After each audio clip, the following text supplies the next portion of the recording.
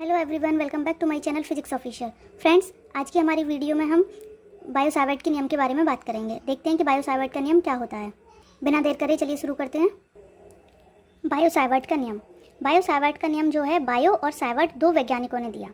सर्वप्रथम ऑस्टर्ड ने प्रयोगों के आधार पर यह पता लगाया कि जब किसी चालक में विद्युत धारा प्रभावित की जाती है, मतलब कोई भी चालक हो, ठीक है, जब उसमें विद्युत धारा को हम प्रभावित करते हैं तो उसके चारों ओर चुंबकीय क्षेत्र उत्पन्न हो जाता है।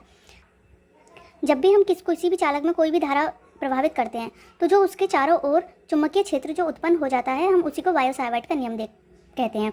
अब हम देखो, इस पिक्चर के थ्रू हम समझेंगे कि बायो-सावर्ट के नियम को हम कैसे सिद्ध करते हैं।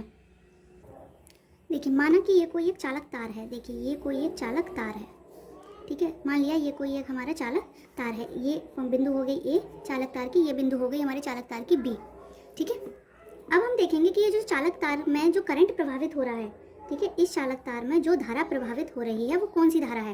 वो धारा को हम कहेंगे आई। इसके अंदर कौन सी धारा प्रभावित हो रही है, आई, ठीक है। और इस जो चालक तार है, ठीक है, जो चालक तार है, इसकी जो लंबाई होती है, ठीक है, इसकी जो लंबाई है उसको हम किससे प्रेजेंट करेंगे, डेल्टा एल से, ठीक है। इसकी जो लंबाई है उसको हम करेंगे डेल्टा एल से प्रेजेंट। धारा प्रभावित हो रही है आई और डेल्टा एल इसकी लंबाई है, ठीक है। माना कोई एक चुंबकीय क्षेत्र की बिंदु है पी, ठीक है, पी कोई बिंदु है, ठीक है। अब हम इस वाली बिंदु को ऐसे करके चालक तार से जोड़ देते हैं, ठीक है। चालक तार से जोड़ने पे हमें क्या मिलता है, थीटा कोण मिलता है, ठीक है। ये मिलता है हमें थीटा कोण। हम इसको लिख देंगे, ये क्या है, ये धारावाही, ये है एक हमारा धारावाही चालक, ठीक है।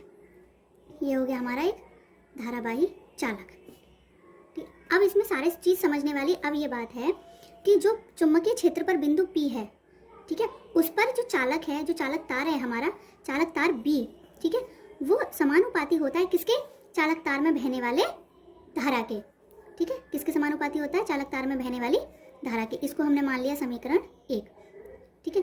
अब जो धारावाही चालक है हमारा, ठीक है, धारावाही चालक ये है हमारा। अब जो चुंबकीय विद्युत क्षेत्र पर जो बिंदु पी है, उसमें हम देखेंगे कि धारावाही चालक जो है वो किसके लंबाई के, चालक की लंबाई के समानुपाती होता है, ठीक है। ये हो गई हमारी दूसरी समीकरण। ये हमारे बायो-सावर्ट ने ये कहा है, अपने नियम में यही कहा है कि जो चुंबकीय क्षेत्र है, चुंबकीय क्षेत्र के बिंदु P है, उस पर वह विद्युत चालक तार के धारा के समानुपाती होता है, चालक की लंबाई के समानुपाती होता है। और समानुपाती होता है वो किसके, इस बिंदु P के और चालक तार के बीच की क्या दूरी है हमारी, r, ठीक है, r। और होता है किसके, व्युत्क्रमानुपाती होता है चालक की दूरी के वर्ग के, ठीक है।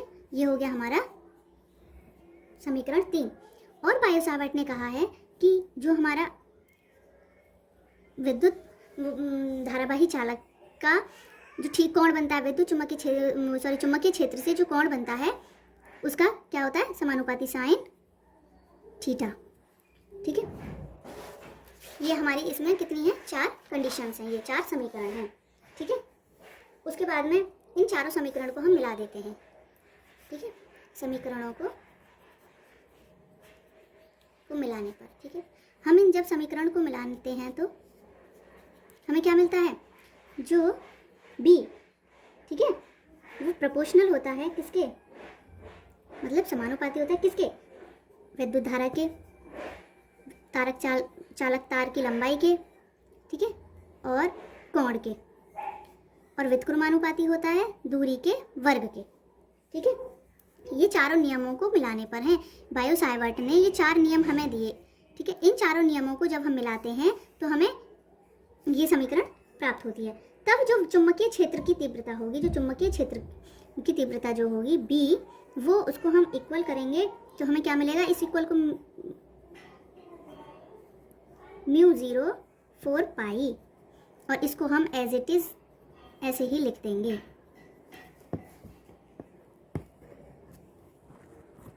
ठीक है।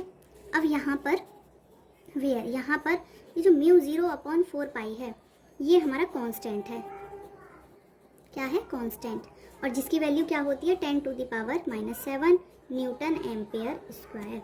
इसकी क्या यूनिट होती है, न्यूटन एम्पेयर, ठीक है, मीटर, ओके।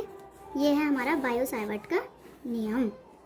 अब हम देखिए, अब यही हैंड रिटेन नोट्स हैं हमारे, उसमें दिखाया है कि जब चालक में विद्युत धारा प्रभावित होती है वो उसके अनुक्रमानुपाती होती है।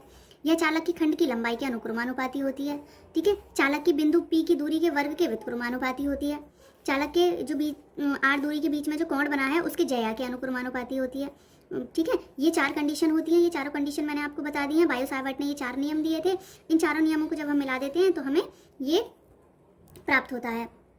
उसके बाद जो विद्युत क्षेत्र की तीव्रता होती है वो B = μ04 pi I del L sin theta upon R square newton ampere metre होती है, जो ये कांस्टेंट होता है जिसकी वैल्यू होती है 10⁻⁻10 न्यूटन एम्पियर स्क्वायर। आशा करती हूँ आपको मेरी ये वीडियो अच्छी लगी हो, मेरे हैंड रिटन नोट्स सही अच्छे लगे हों तो प्लीज़ मेरे चैनल को लाइक करें, शेयर करें एंड सब्सक्राइब करें।